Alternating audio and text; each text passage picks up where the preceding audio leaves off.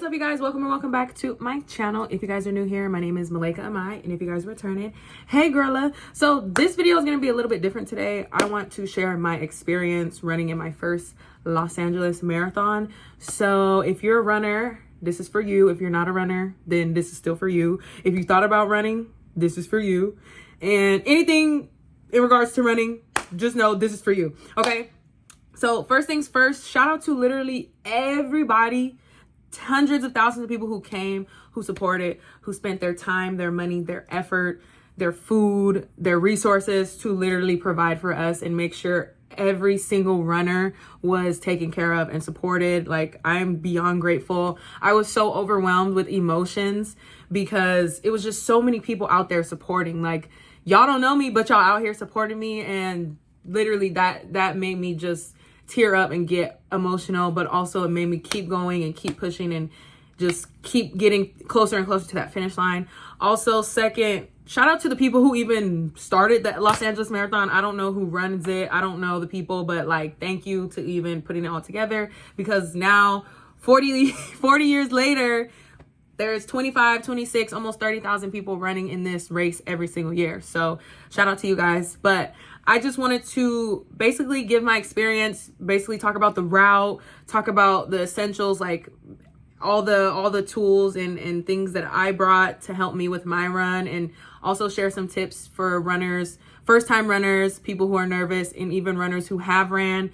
And if you're thinking about running again, hopefully some of these things can help you. So I want to start first with, let me start first with the route. This year, the route was a little bit different. I know we started at the Dodger Stadium.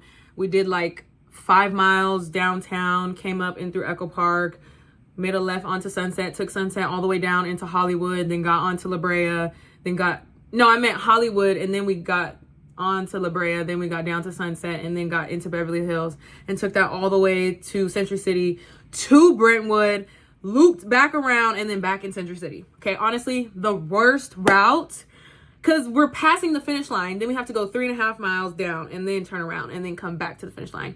Terrible. Ass. If you guys have the petition, sign the petition. I signed it because we need a new route. Honestly, we should have ended in Santa Monica, but I get it. Since all the fires and all that kind of stuff, I get it. But next year, it needs to be different. Just letting you know, I will be running next year, but hopefully the route is different next year, because this route this year was ass.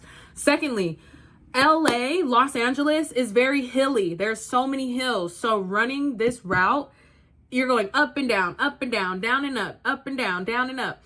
And I heard that this route was one of the hardest routes to run, because like the Chicago one is very flat that I heard. Honolulu, I don't think it's as hilly. San Francisco, I'm not too sure, but I know I heard LA is the hardest route to run. So when it comes to running up hills, and especially running, I was told to work on single leg exercises. Okay, runners? So if you're thinking about running in the Los Angeles Marathon next year, or even if you're just running in LA, period, if you're just running, period, it doesn't matter. Even if you live here in LA, if you're running, period, you need to be training single leg exercises. Okay, single leg squats, lunges, bikes, single leg press, abductors, anything with your glutes, right? One of my friends in my group, she said she tore one of her glute medius or something.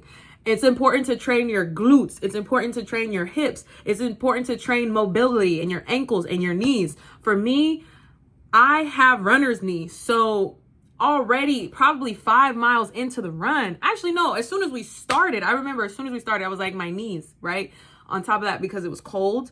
So, you know, the cold weather with all the muscles and joints, it can stiffen up and you know, make your knees hurt. Also, I'm tall. You know, for a lot of tall people, we have different issues from people who are a little bit smaller. So I had to wear knee compressions on top of getting that tape, on top of BioFreeze, right? I'm going to get into BioFreeze in a second. But train. Don't just run and not train your legs, or train your hip flexors, or train your hamstrings, or train your calves, or train your ankles. No, train everything. Train. Mobility, once again, hip flexors, right?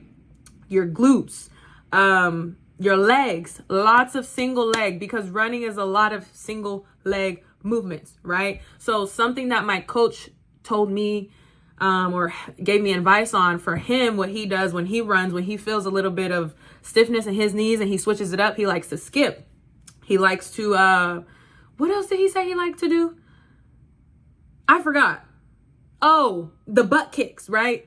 Especially if you're warming up, you know how you do the butt kicks? You put your heels to your glutes, right? So I was doing that throughout the run.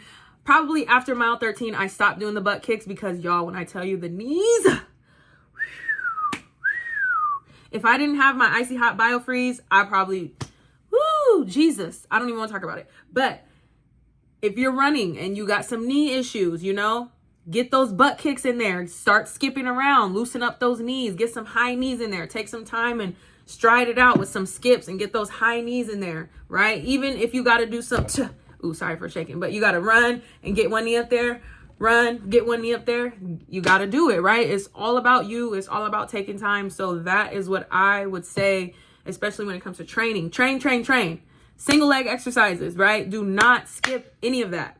I'm going to go over it again, y'all. Okay. Single leg exercises. You want to train like lunges. Okay. Your toes, your ankles, your knees, single leg squats, single leg press, anything that's single leg workouts, single leg, pistol squats, right? What do you call those? Goblet squats, but for your single leg, like any type of single leg squats. Okay. Get that in there, right? Especially when you're running in hills. Also, when you're running hills, you guys, for LA, I seen this guy when we were on like mile 4 going up the hill in Chinatown. He was like kind of like skipping with it, if that makes sense. Like, I can't even think of that song, but it's a Just Dance song. And the guy's like this.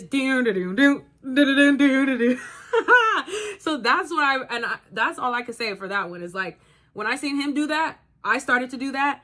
And I had the Nike Alpha Fly 3s on. So those shoes have a lot of spring, right? So every time I would take a step, I would just lean into the spring, right? Shout out to Lawrence. He said, every time you lean into that spring going up the hill. That's what helped me, right? When you're going up the hills, stay on your toes, right? Stay on your toes. Acknowledge the hills, y'all. I know hills can be very intimidating, but my coach always says, acknowledge the hill, right? As soon as you look at it, you say, I got this. I see you. Lock in, right? Stay on your toes, spring, lean forward, spring into it, and take off, right? Breathe consistently, and you got it, okay? Next thing I want to get into, I don't want to make this video too long, so I'm going to try to hurry up, and plus, y'all, I got to go into work. But also, when it comes to, like, your fit, for me, I had on long sleeves and shorts, right? So, for me, I just bought, like, a simple Lululemon dupe long sleeve shirt. From Amazon. I bought some Define dupes from Amazon. Since it was cold, I had gloves. And very, very important. I get very cold. I don't know why my hands get so cold, but they get cold. So these gloves help me a lot.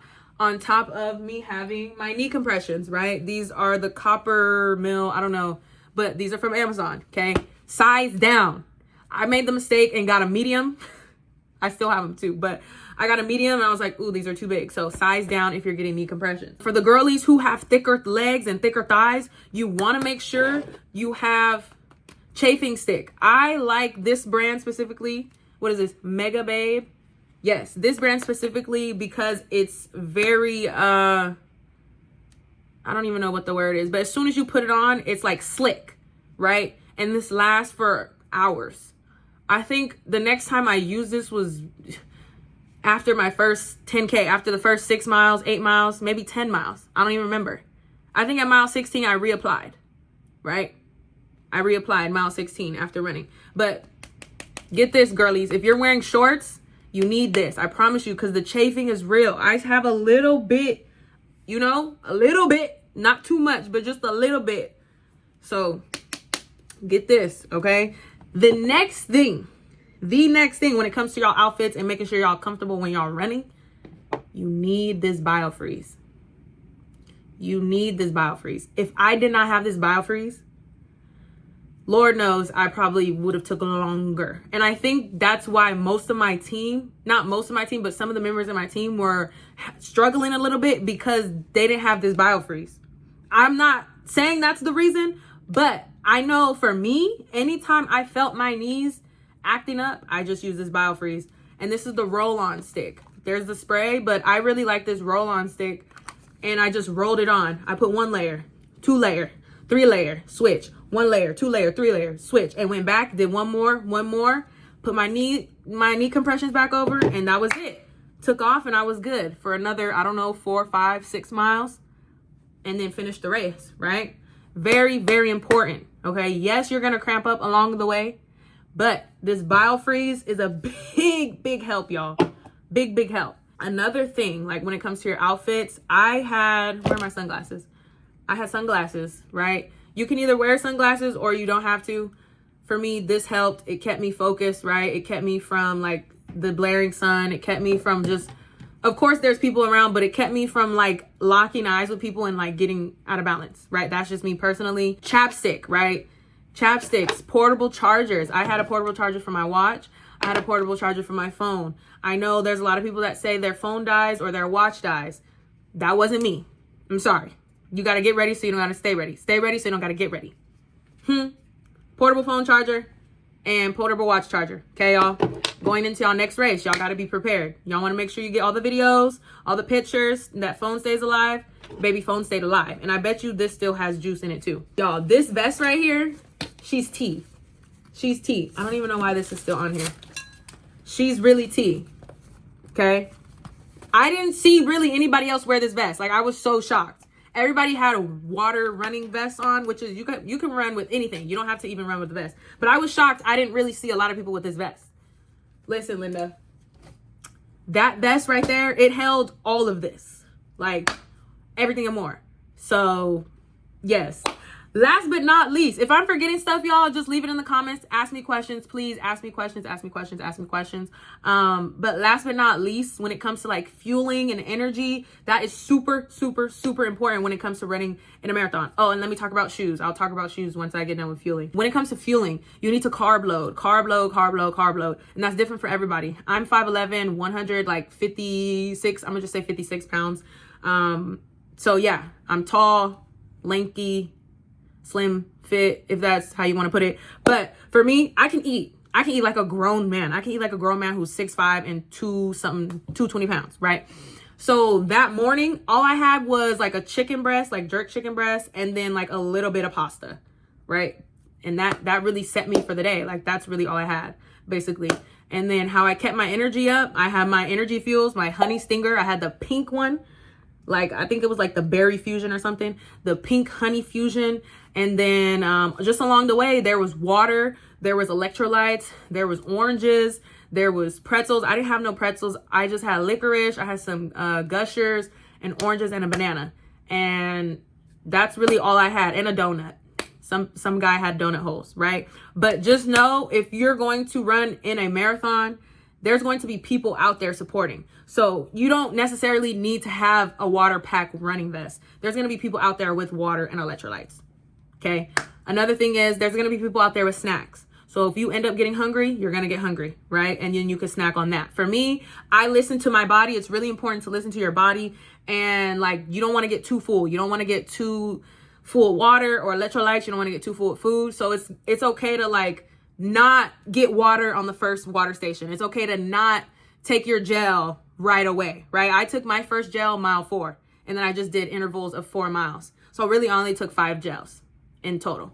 Okay. Another thing, when it comes to the bathroom, my best advice for the bathroom, you guys, is either use the bathroom way before you start, get it out, right? Even if you need to pop a squat and tell a friend to cover you in the distance, do that, because every mile there was a line, even all the way to the end. So for me, mile 16, we was on Burton Way in Beverly Hills. I seen a little cutway, little alleyway. I said, yeah, I'm gonna cut right here, and did what I had to do. You know, popped the squat, reapplied the BioFreeze, reapplied the chafing stick, reapplied the chapstick, got my phone charged, got my watch charged. Y'all, I was not playing with it. You know, my hair was already slick back ponytail with a bow in it. So I was good. I was texting my people, letting them know where I was at each time. Like, I'm getting closer. Saw my peoples, you know, almost cried because I saw my best friends. Almost cried because I saw my moms.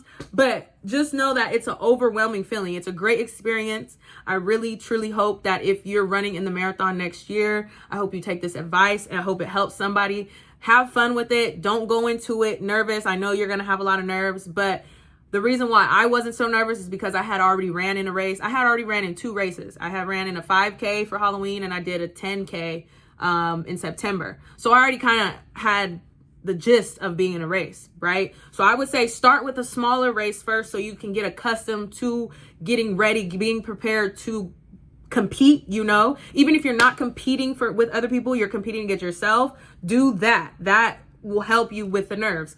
And then secondly, the shoes, right? I chose to do the Nike Alpha Fly 3s. I was going to do the ASIC Meta Sky Speed Paris, but I didn't do that. I just did the Nikes because it fit better with my outfit, honestly. And I'm glad I did the Nike Alpha Fly 3s because that had so much spring. And I do believe that the spring is what helped me to keep going because, y'all, when I tell you, it's a real mental battle.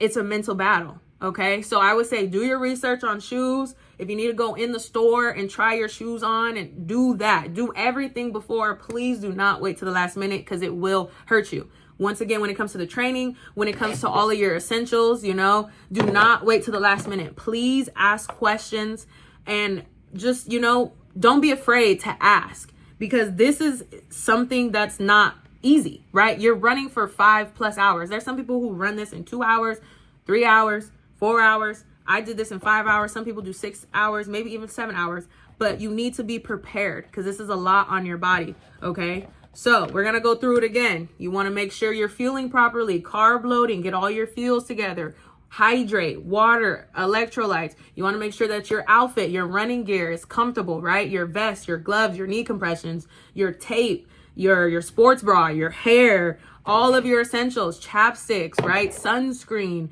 your chargers, right? Sunglasses. You want to make sure you have all of that. Your shoes, your socks. You can do either, I did Nike socks, but you want to make sure you have comfortable compression socks, right? Or just regular socks. Whatever is comfortable for you, make sure that you know ahead of time. Make sure you know the plans to get there, right? Also, I forgot that last part. I'm sorry, y'all. I'm just kind of yapping, but I want to make sure you guys have all the materials that you need to run in your next race. Okay, that's really what this is for. But honestly, getting to the Dodger Stadium, I left my house at like 4:30, 4:40 in the morning. Yes, that early in the morning to meet with my group downtown.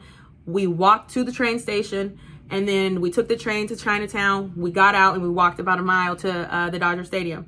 That's how we did it. That was the best for us because honestly, I was not going to drive my car to downtown and leave it there and then have to come back to downtown after I've just ran for 5 hours. So please plan accordingly, use the restroom, you know, do the best that you can do and just repeatedly say affirmations to yourself while you're running, okay? Tap into something that's greater than you. If I can do it, you can do it. And I hope this video helps. Thank you guys for watching and celebrate you. Shout out to all the runners. Shout out to everybody who was there on Sunday. You guys are amazing. You guys did great. And just know you're a part of that 1%. All right. Love you guys. Thank you guys for watching. Bye.